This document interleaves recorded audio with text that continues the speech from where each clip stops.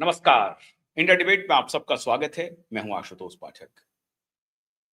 कहते हैं कि जिसका साधन ठीक नहीं, उसका साध्य ठीक नहीं होता। और इसीलिए काउज एंड इफेक्ट अंग्रेजी में कहावत है, आपको मालूम है। कारण कार्य संबंध, जिसको आप इस तरह से कहते हैं कि अगर साधन अच्छा है तो साध्य भी ठीक है। अच्छे साध्य तक पहुंचने के लिए साधन अच्छा होना चाहिए। लेकिन यहां तो परिस्थिति थोड़ी सी उल्टी थी। साधन तो कुल मिलाकर के ठीक ही था, लेकिन नीयत ठीक नहीं थी। साधन में अगर आप ये कहें कि मैन पावर तो बड़े अच्छे अच्छे थे, सामने से दिखने वाले पढ़े लिखे योद्धा, आईआईटीएंस, एक से एक प्रोफेसर, विद्वान, चार्टर्ड अकाउंटेंट, बिजनेसमैन, जजेस, लॉयर्स, जर्नलिस्ट। अब इससे बेहतर साधन और क्या हो सकता है? राजनीति करने के लिए मैं बात कर रहा हूं। इससे तो बेहतर कोई साधन हो नहीं सकता। साधन अच्छे थे तो साध्य अच्छा होना चाहिए। साध्य तक पहुंचे भी, मंजिल तक पहुंचे भी। चुनावी राजनीति में उतरे, सत्ता मिली, जनता ने भरोसा जताया, सत्ता सुख भोगा। एक बार नहीं, दो बार नहीं, तीन तीन बार। और फिर दूसरे स्टेट की जो कल्पना थी उसमें भी पहुंचे, वहां भी सरकार बनाई, जनता ने फिर भरोसा जताया। अन्य राज्यों में भी उन्होंने आज हाथ आजमाया, जनता ने थोड़ा बहुत विश्वास जताया, गुजरात में जताया। गए लड़ने के लिए गोवा, वहां भी कुछ कुछ विश्वास हुआ। उत्तर प्रदेश में जनता ने भरोसा नहीं किया और अन्य राज्यों में जनता ने भरोसा नहीं किया। लेकिन ये हमेशा होता नहीं है कि आप जहां जहां जाएं भरोसा हासिल करने की बात करें, आपको भरोसा मिल ही जाए, ऐसा होता नहीं है। लेकिन जनता को जितना भरोसा देना चाहिए था, दिया। लेकिन रेत पर आपने दीवार बना ली, और वो दीवार भी समंदर के किनारे बना लिया। अगर रेत पर आप दीवार बना लेते फिर भी ठीक होता, अगर समंदर से दूर होता तो किसी तूफान की जद में आप नहीं भी आ सकते थे। रेत पर दीवार बनाया और समंदर के किनारे बनाया, तो तूफान के जद में आना ही था। अब आप कहेंगे कि ये पहेली बुझा रहे हैं। बिल्कुल नहीं, मैं पहेली नहीं बुझा रहा हूं। आज आप भी आहत होंगे, देश का हर व्यक्ति आहत होगा। जिस किसी ने भी कल्पना की होगी एक साफ सुथरी, पारदर्शी, ईमानदार राजनीति की, आज उसको बहुत गहरा धक्का लगा होगा। हालांकि ये धक्का लगातार उस व्यक्ति ने जिसने उस ब्रांड को बेचा, वो लगातार देता रहा, देता रहा, देता रहा, एक के बाद एक धक्के देता रहा। जनता उस धक्के को सहती भी रही और आखिर में हश्र किया, दिल्ली से रवाना कर दिया। लेकिन इस स्तर पर केजरीवाल गिरेंगे, इस तरह से धक्के पर धक्का आम जनता को लगेगी, ऐसी आशा जनता को नहीं थी। लेकिन हुई हैं वही जो राम रचि राखा। अब जो राम के हाथ में तो वही है जो राम को रुचिकर है, जो राम को पसंद है। राम को क्या पसंद है? अगर आप बेईमान हैं तो आपको सजा मिलेगी, ईमानदार है तो आपको आशीर्वाद मिलेगा, आपको अवार्ड मिलेगा।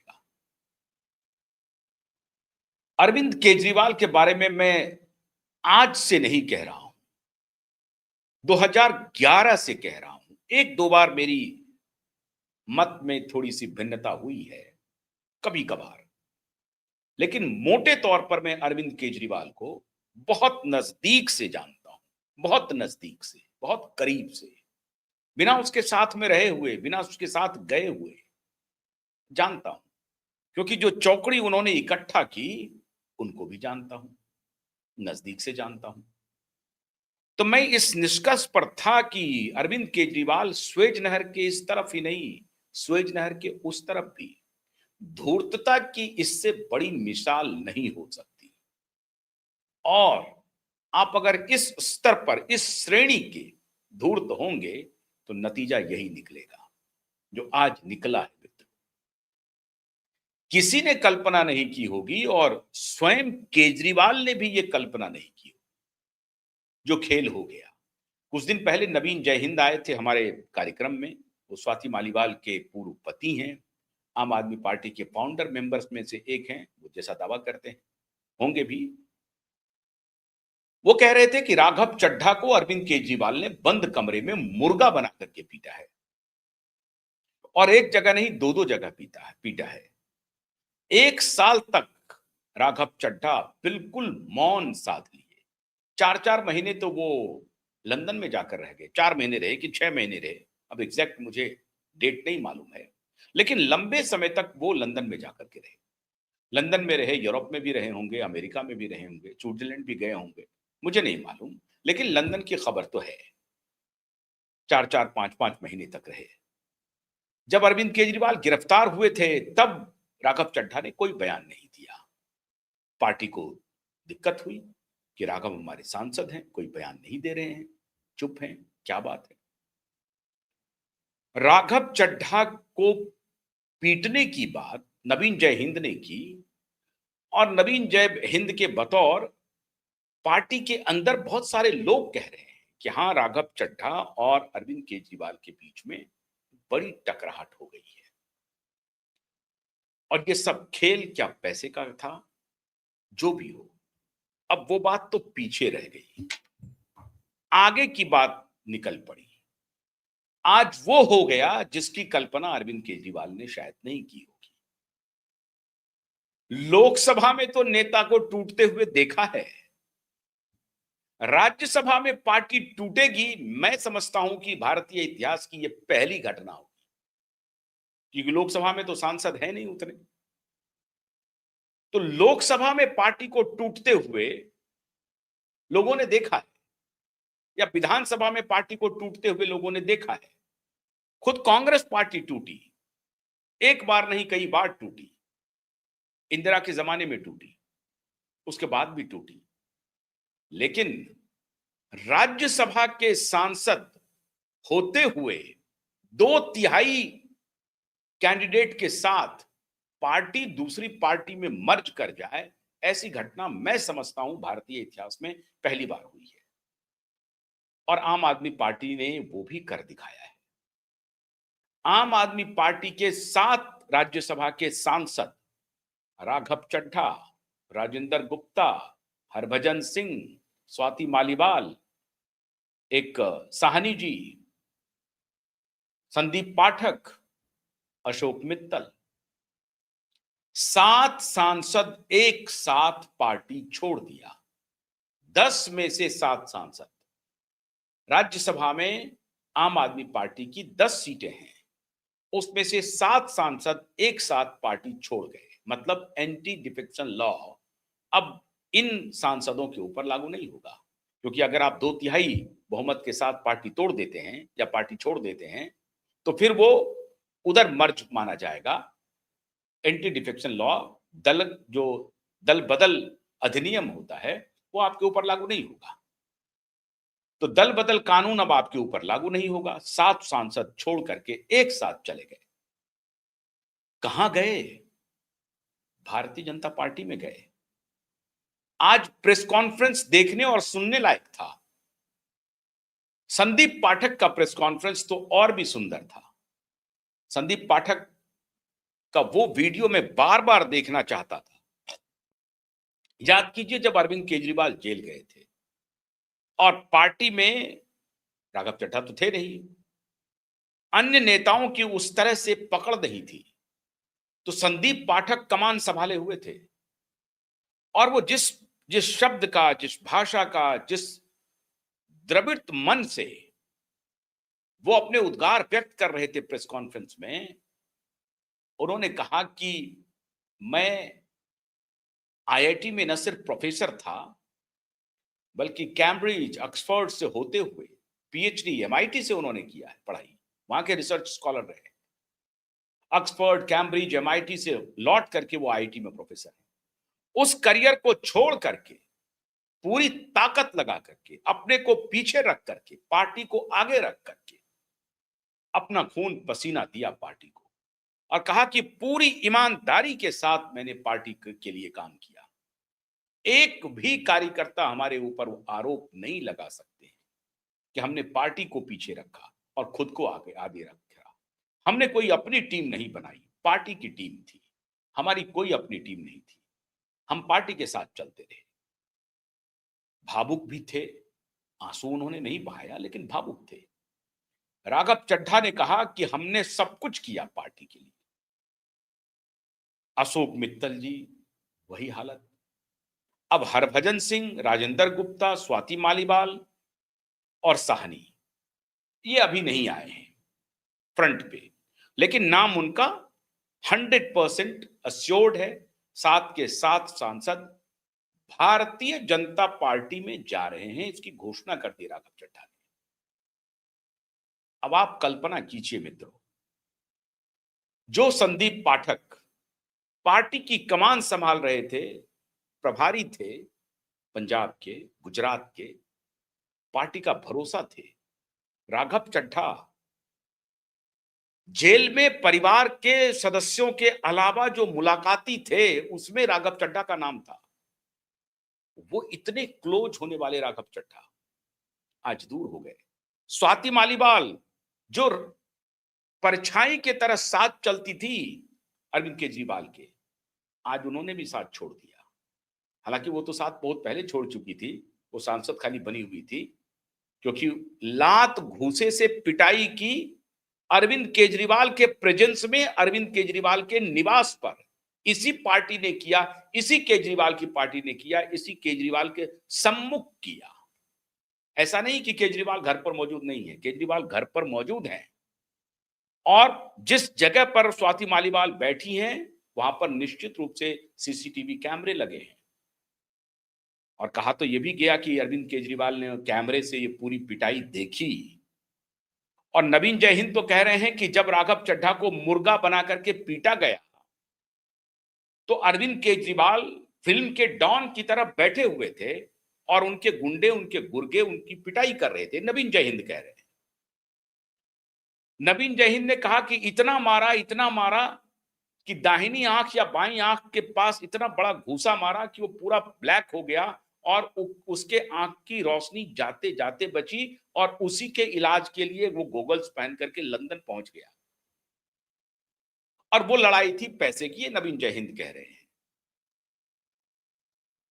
अशोक मित्तल, जिनको राज्यसभा में डिप्टी लीडर से हटा करके डिप्टी लीडर की जिम्मेदारी अशोक मित्तल को दी थी आम आदमी पार्टी ने, अभी हाल में दी थी, 15-20 दिन पहले दिया था मात्र, वो भी साथ छोड़ गए, जिनके ऊपर भरोसा जताया। राजेंद्र गुप्ता कह रहे हैं कि कितना पैसा उन्होंने दिया पता नहीं, लेकिन व्यवसायी हैं। हरभजन सिंह क्रिकेटर, क्या देख करके आम आदमी पार्टी आए थे, उनको राज्यसभा की बर्थ मिल गई, पहुंच गए, आज वो भी साथ छोड़ गए। 10 में से 7 एक साथ राज्यसभा में आम आदमी पार्टी को छोड़ के चले गए। अब संजय सिंह चिल्लाने लगे हैं, कहने लगे हैं मोदी और अमित शाह ने ये किया। अरे मोदी और अमित शाह तो इसके पहले भी थे। मोदी और अमित शाह तो 2014 में भी थे, 2015 में भी थे, 16 में भी थे, 17 में भी थे, 20 में भी थे, 24 में भी थे। तब तो ये लोग नहीं टूटे, तब तो इन्होंने पार्टी नहीं छोड़ी। संदीप पाठक बहुत पहले से सांसद हो गए, राघव चड्ढा सांसद हो गए, अशोक मित्तल सांसद हो गए, आज क्यों छोड़नी पड़ रही है? क्या हो रहा है पंजाब में? और मैंने आपको कहा है, अब ध्यान रखिए, अब एकमात्र चारा है भगवंत मान। भगवंत मान के कंधे पर चढ़ करके इनकी बेहतरनी हो सकता है ये पार हो जाए, लेकिन हमें शक है, मैंने इसकी भी आशंका व्यक्त की है कि आने वाले दिनों में मुमकिन है कि भगवंत मान भी बगावत करें। और ये सारी पटकथा जो लिखी जा रही है, इस पटकथा के पीछे कौन है? हो सकता है कि भगवंत मान अरविंद केजरीवाल ने हाथ भी मिला लिया हो, क्योंकि भगवंत मान संदीप पाठक से भी नाराज होंगे, भगवंत मान राघव चड्ढा से भी नाराज होंगे, क्योंकि ये सारे लोग थोड़े पढ़े लिखे, होशियार, अच्छे चेहरे थे। भगवंत मान एक कॉमेडियन, एक मस्खरा व्यक्ति, उसको एक प्रोटोटाइप, माने चीफ मिनिस्टर का प्रोटोटाइप समझिए।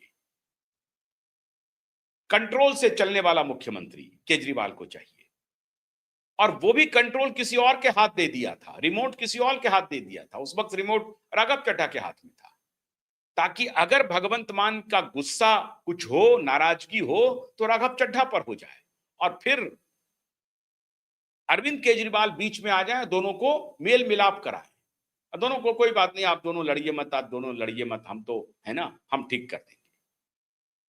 तो ये टैक्टिक्स फेल हो गई। खैर, इसमें भगवंत मान को अभी लग रहा है कि इन सारे जो कांटे हैं उसको हमने एक एक करके निकाल दिया। अशोक मित्तल को भी निकाल दिया, राघव चड्ढा को भी निकाल दिया, संदीप पाठक को भी निकाल दिया, हरभजन सिंह को भी निकाल दिया, सबके सब निकल गए।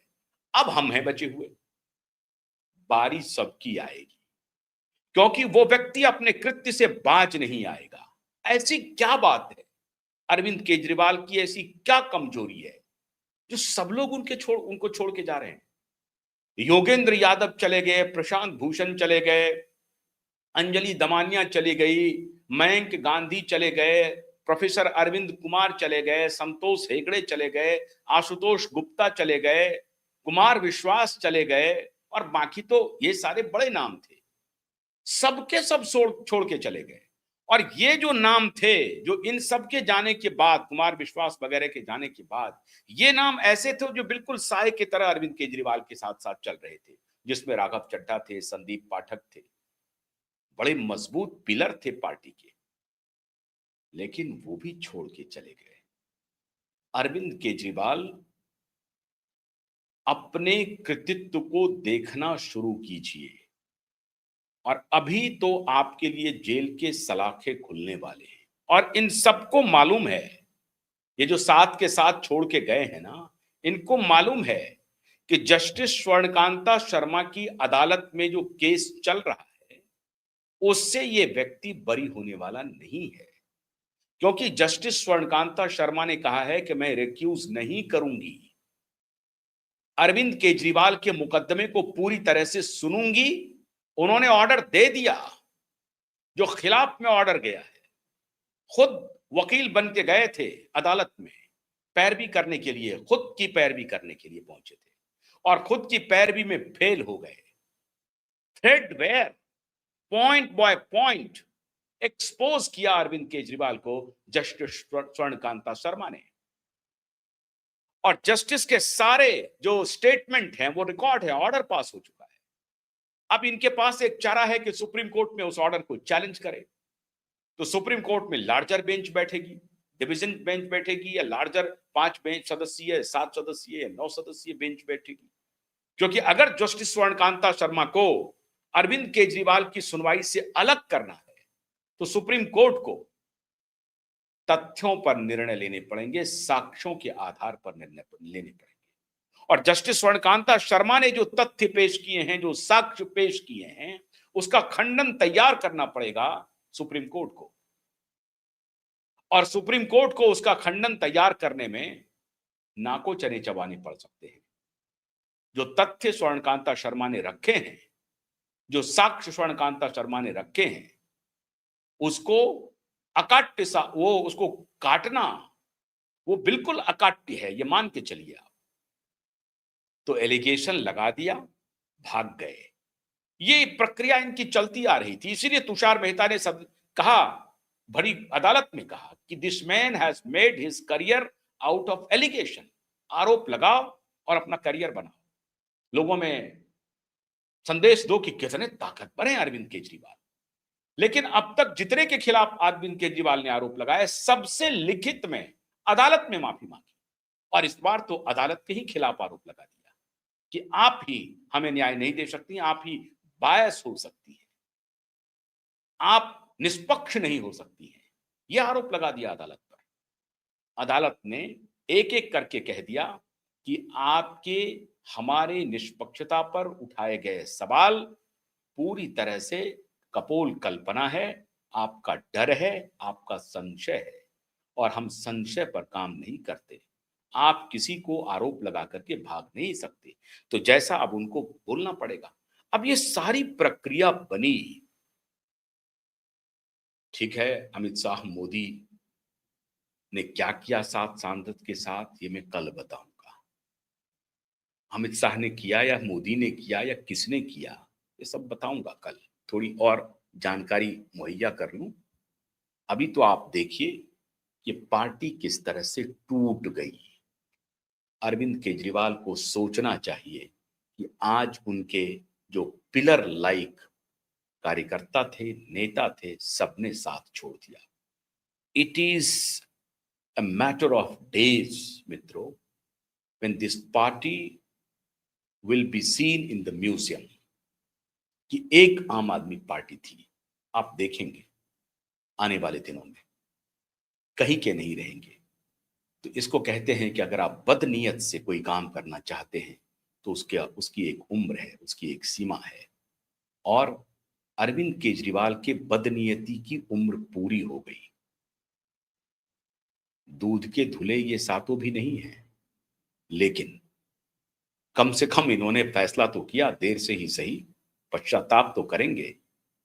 अब ये मोदी की तारीफ कर रहे हैं, कल तक ये मोदी के खिलाफ में खड़े थे, लेकिन अब ये मोदी की तारीफ कर रहे हैं, गृह मंत्री अमित शाह की तारीफ कर रहे हैं। खैर, इनको नई यात्रा मुबारक हो। लेकिन अरविंद केजरीवाल, आपकी नियति यही होनी है, और अभी प्रकृति को आपकी नियति देखनी है। इंतजार कीजिए। बहुत बहुत शुक्रिया। नमस्कार।